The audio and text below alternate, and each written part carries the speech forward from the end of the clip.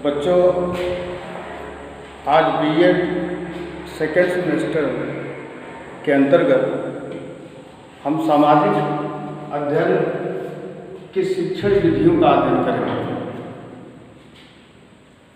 सामाजिक शिक्षण जो विषय है उसमें अध्ययन की क्या क्या शिक्षण विधियां हैं, आज हम उसका अध्ययन करेंगे। तो आइए देखते हैं सामाजिक अध्ययन की क्या क्या शिक्षण विधियां हैं।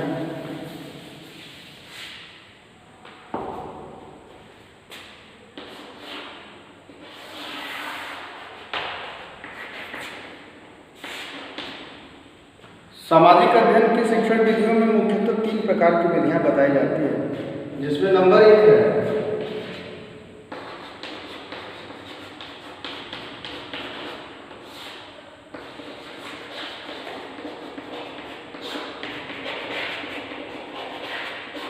पहली विधि जो है वो परंपरागत शिक्षण विधि है। दूसरी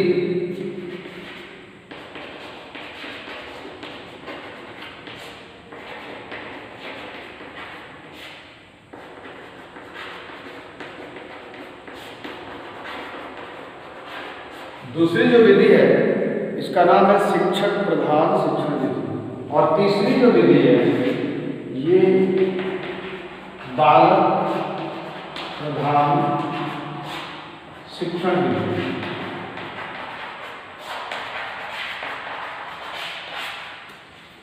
तो पहले जानना जरूरी ये है कि जो सामाजिक अध्ययन की शिक्षण विधियां हैं, जो उसके 3 रूप बताए जाते हैं। एक है परंपरागत शिक्षण विधि, दूसरी है शिक्षक प्रधान शिक्षण विधि, और तीसरी है बालक प्रधान शिक्षण विधि। तो जो पहली परंपरागत शिक्षण विधि उसके बारे में हम जानेंगे कि ये परंपरागत शिक्षण विधि क्यों है। सबसे पहले तो जानना जरूरी है कि इसको हम परंपरागत शिक्षण विधि क्यों कहते हैं। इसलिए कहते हैं क्योंकि अति प्राचीन काल से जो शिक्षण विधि चली आ रही है उसका नाम क्या है, परंपरागत शिक्षण विधि। विभिन्न समय के अंतराल पे आज तक चली आ रही है। ये अति प्राचीन है, यानी इससे पुरानी कोई शिक्षण विधि नहीं। जो सर्वप्राचीन या अति प्राचीन शिक्षण विधि उसका नाम है परंपरागत शिक्षण विधि। इसके अंतर्गत जो पाठ्य पुस्तक होती है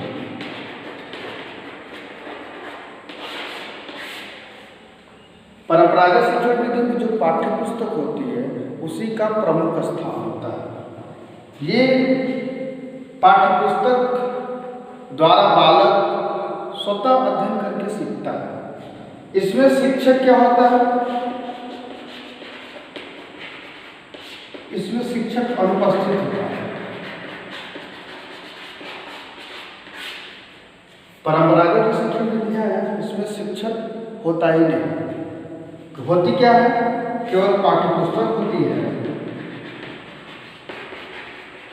और छात्र होते हैं। यानी छात्र पाठ्य पुस्तक को स्वतः अध्ययन करता है, उसी का नाम है कौन सी विधि, परंपरागत शिक्षण विधि। जो दूसरी शिक्षण विधि है उसका नाम है शिक्षक प्रधान शिक्षण विधि। जैसा कि नाम से क्लियर है, इस शिक्षण विधि में प्रमुख स्थान किसका होता है, शिक्षक।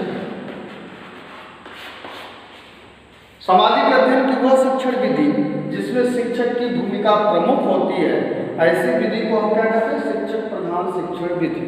अर्थात पाठ्य पुस्तक की जो चीजें होती हैं, पाठ्य पुस्तक में जो भी पाठ है, जो भी सामग्री है, उसका प्रस्तुतिकरण कौन करता है, शिक्षक।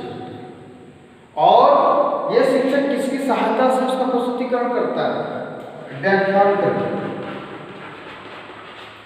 या कहानी करके।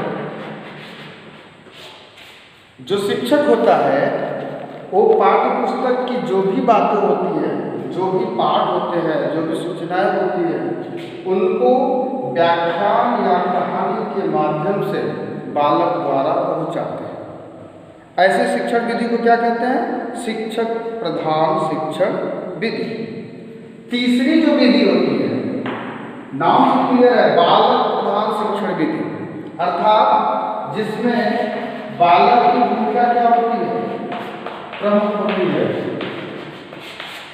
सामाजिक अध्ययन के अंतर्गत ऐसी शिक्षण विधि जिसमें बालक प्रमुख स्थान रखता है, प्रमुख भूमिका का निर्वहन करता है, ऐसे शिक्षण विधि को हम बालक प्रधान शिक्षण विधि कहते हैं। अब सवाल पैदा होता है कि इसमें बालक प्रमुख होता है तो शिक्षक क्या होता है? तो शिक्षक इसमें सहायक होता है। शिक्षक सहायक की भूमिका में होता है। पाठ्य पुस्तक के अंतर्गत बालक स्वतः अध्ययन करना चाहता है, सीखना चाहता है, लेकिन सीखने के लिए जो सहायता चाहिए, जो वातावरण का निर्माण करने के लिए चाहिए, उसका काम कौन करता है? शिक्षक होता है। और इस विधि के अंतर्गत विभिन्न विधियां आती हैं, जैसे योजना विधि, सर्वेक्षण विधि,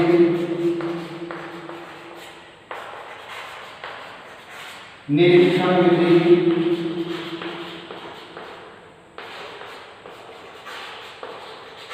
अवलोकन विधि। ये जो तमाम विधियां हैं वो बालक प्रधान शिक्षण विधि के अंतर्गत आती है। और आज के डेट में शिक्षा के अंतर्गत सबसे उत्तम बाल केंद्रित शिक्षा पद्धति चल रही है और यही सर्वोत्तम मानी जाती है बालक प्रधान शिक्षण विधि। तो ये हमने देखा सामाजिक अध्ययन की शिक्षण विधियां, उनमें 3 परंपरागत शिक्षण विधि, शिक्षक प्रधान शिक्षण विधि और तीसरा बालक प्रधान शिक्षण विधि। अब आगे हम देखेंगे परंपरागत शिक्षण विधि के अंतर्गत जो विधि आती है उसका हम अध्ययन करेंगे।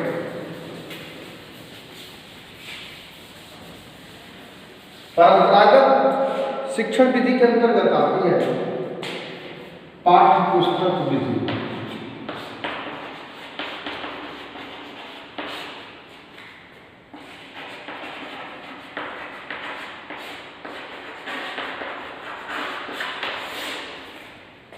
परंपरागत शिक्षण विधि के अंतर्गत जो विधि आती है पाठ्य पुस्तक अध्ययन विधि।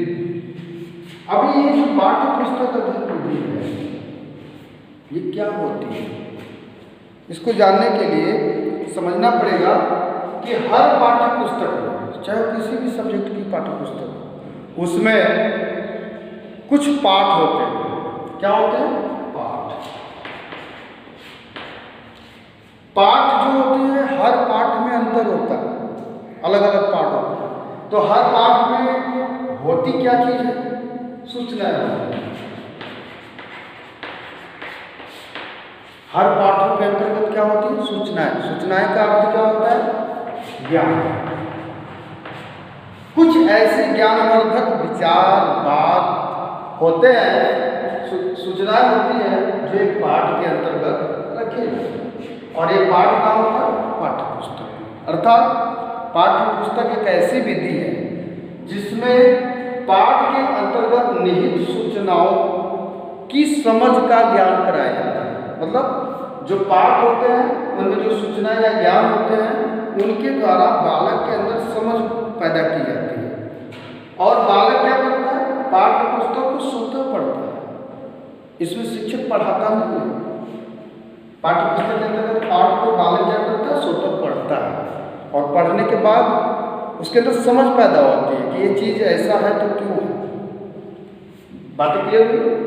यह एक ऐसी विधि है जिसके अंतर्गत उसमें निहित सूचनाओं द्वारा बालक के अंतर्गत समझ पैदा की जाती है। ऐसी विधि का नाम है पाठ्य पुस्तक अध्ययन विधि। अब आगे इसकी कुछ मुख्य बिंदु हैं।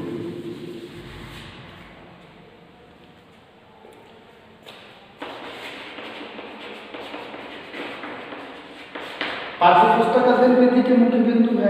नंबर 1, ऐसे जो पाठ्य पुस्तक विधि होती है उसमें बालक क्या करता है? शिक्षक तो होता नहीं है, तो शिक्षक की अनुपस्थिति में स्वतः अध्ययन करता है। तो क्या करता है?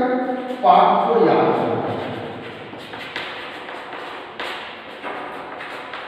पाठ्य पुस्तक विधि के अंतर्गत जो मुख्य बातें होती है, नंबर 1, पाठ को याद करना होता है। है, बालक क्या करता है, पाठ को याद करता है। नंबर 2 क्या होता है, याद करके समझ बढ़ाता है।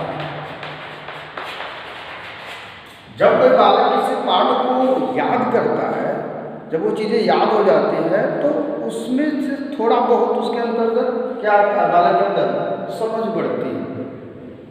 समझ बढ़ने के बाद तीसरा जो बिंदु है, जब पाठ को याद कर लेता है, याद करने के बाद थोड़ा बहुत समझने लगता है, तो समझने के बाद क्या करता है, पाठ का सारांश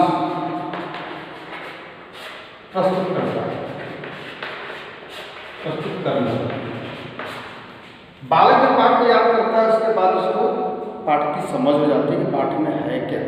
जब पूरी बात लगभग समझ में आ जाती है तो उसके बाद उस पाठ के मुख्य जो क्रिटिकल पॉइंट होते हैं, जो सारांश होता है कि उस पाठ का उद्देश्य क्या है, उस पाठ से ज्ञान क्या मिला, उसको बालक क्या करता है, प्रस्तुत करता है।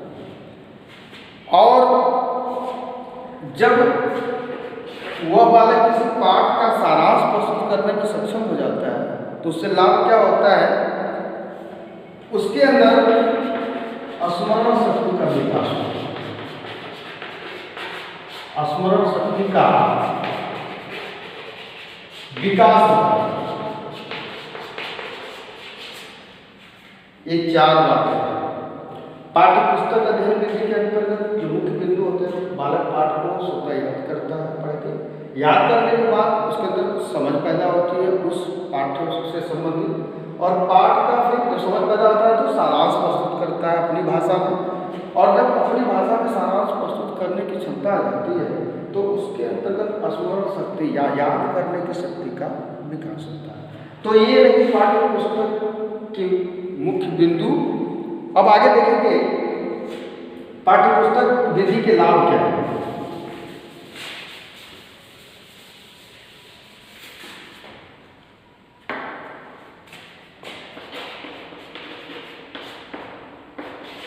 पाठ्य पुस्तक विधि के कुछ लाभ हैं, जिसमें से नंबर 1 है,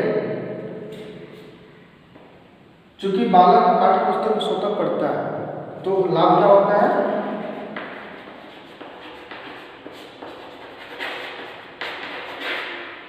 अध्ययन की निपुणता बढ़ाता है।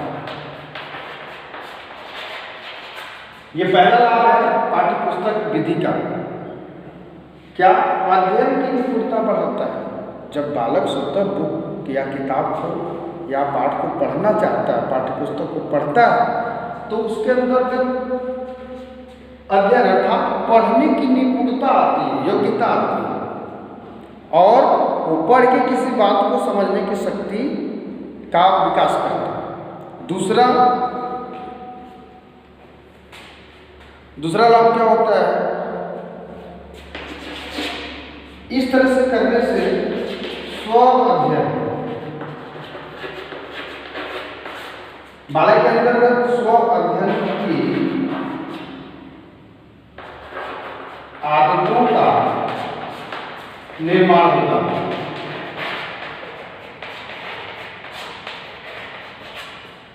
बालक जब उसके अंतर्गत बालक के अंदर अध्ययन की निपुणता बढ़ती रहती है तो वह स्वतः अकेले में अध्ययन करने की आदतों का निर्माण करता है। मतलब किसी भी चीज को अकेले पढ़ने की क्षमता का वो निर्माण करता है और पढ़ना चाहता है, समझना चाहता है स्वतः पढ़ के।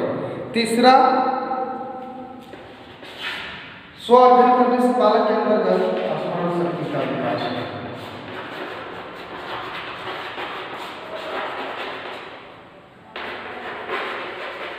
स्मरण शक्ति का विकास होता है। इस प्रकार बालक पाठ्य पुस्तक अध्ययन विधि से 3 प्रकार के लाभ प्राप्त करता है। इसके कुछ दोष भी हैं।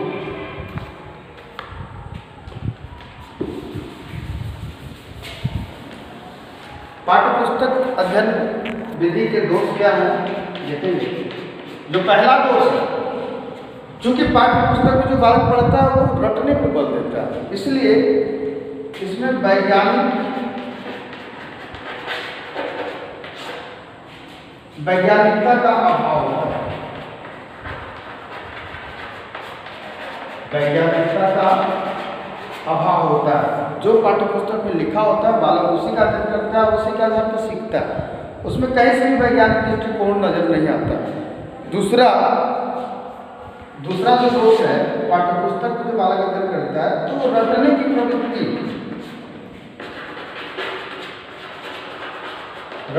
प्रवृत्ति का विकास होता है। रटने की प्रवृत्ति का विकास होता है, मतलब बालक किसी भी चीज को रटना चाहता है। ये पाठ्यपुस्तक अध्ययन विधि का दूसरा दोष है। और तीसरा दोष है, जब पाठ्यपुस्तक बालक स्वतः पढ़ता है, शिक्षक की अनुपस्थिति होती है, तो छात्रों की कक्षाओं का वातावरण नीरस हो जाता है।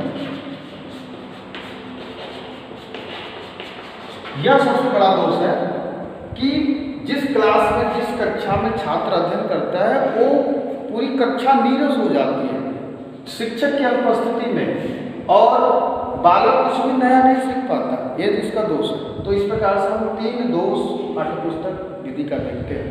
तो आज हमने पढ़ा सामाजिक अध्ययन के अंतर्गत पाठ्यपुस्तक अध्ययन विधि, उसके लाभ, उसके दोष। धन्यवाद।